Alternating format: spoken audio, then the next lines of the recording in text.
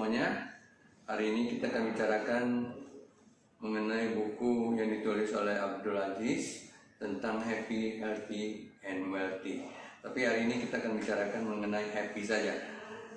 Saya ingin terbiasa saya akan bacakan sedikit, kemudian kita akan resapi artinya bersama. Di sini dikatakan tuntutan hidup yang makin kompleks akibat stres. Sejak tahun 1983 hingga 2009, tingkat stres dari waktu ke waktu semakin meningkat. Kesimpulan ini muncul dalam penelitian yang dilakukan oleh para peneliti di Carnegie Mellon University yang menganalisis data lebih dari 6.300 orang responden. Penelitian ini dilakukan di Amerika Serikat dan dianggap sebagai penelitian pertama yang membandingkan tingkat stres dari waktu ke waktu. Dari penelitian ini diketahui bahwa tingkat stres masyarakat mulai meningkat sejak 29 tahun yang lalu.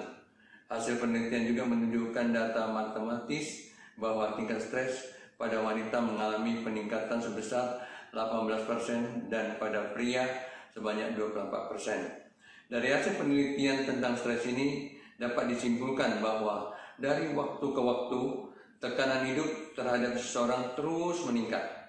Memang tidak dapat dimungkiri bahwa dari waktu ke waktu seiring berkembangnya zaman, tuntutan hidup semakin tinggi. Jika kita bandingkan dengan zaman purba, orang mungkin tidak membutuhkan rumah yang layak, mereka cukup bahagia bisa hidup di dalam goa. Dengan semakin tingginya tuntutan dalam kehidupan manusia, maka dampaknya adalah semakin tingginya tingkat stres seseorang. Seseorang yang dalam hidupnya memiliki pedoman yang jelas akan lebih mampu mengontrol tingkat stresnya ketika menghadapi berbagai tuntutan. Dalam mengarungi kehidupan ini, setiap orang membutuhkan pedoman agar ia mampu menghadapi tuntutan hidup yang dari waktu ke waktu semakin bertambah. Jika seseorang memiliki pedoman dalam menghadapi berbagai tuntutan hidup, maka secara otomatis tingkat stresnya akan rendah. Kemudian kita lanjut, karena ini saya highlight yang penting saja supaya kita bisa ketahui.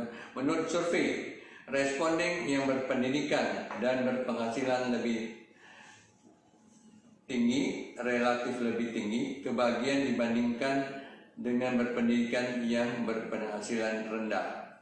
Dari riset beberapa lembaga survei, ada sejumlah faktor yang secara signifikan menjadi penentu tingkat kebahagiaan.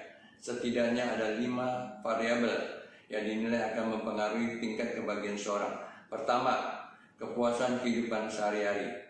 Semakin seorang puas dengan kehidupannya, maka akan semakin merasa bahagia. Kedua, kondisi kesehatan. Semakin seorang merasa kondisi kesehatannya baik, maka semakin bahagia dia. Ketiga, gangguan kesehatan.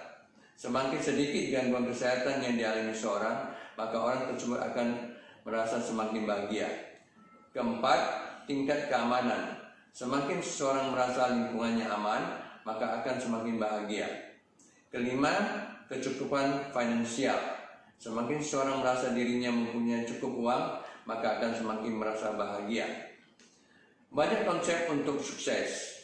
Sukses banyak teori yang mendefinisikan tentang kesuksesan. Seperti yang ditulis oleh Ralph Waldo Emerson pernah mengatakan bahwasan successful people live well, laugh often, and love much. They feel a need and accomplish tasks so as to leave the world better than they found it, while looking for the best in others and giving the best they have.